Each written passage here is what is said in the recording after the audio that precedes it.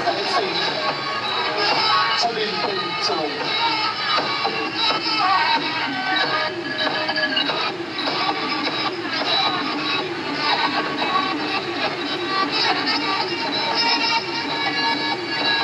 แดงจะได้1 วงแล้วนะครับ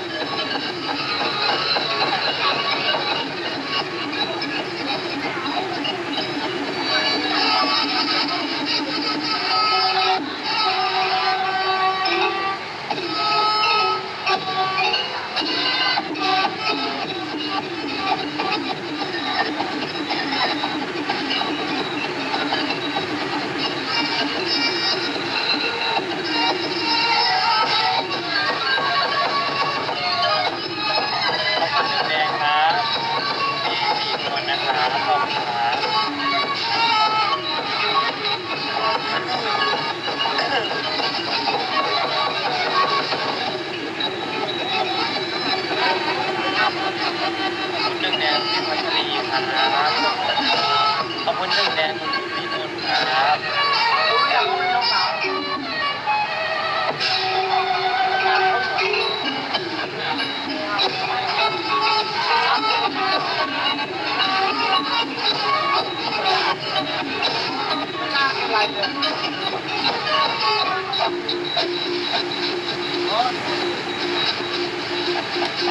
ตอนนี้ได้37 ใบแล้วนะครับครับ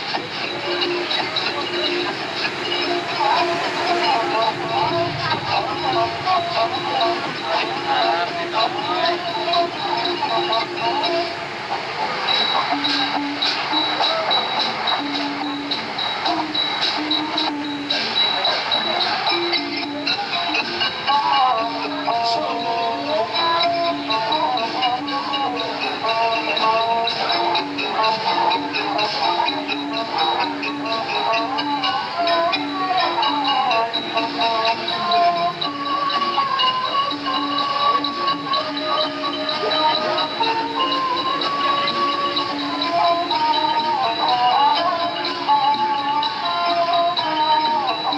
แดงครับที่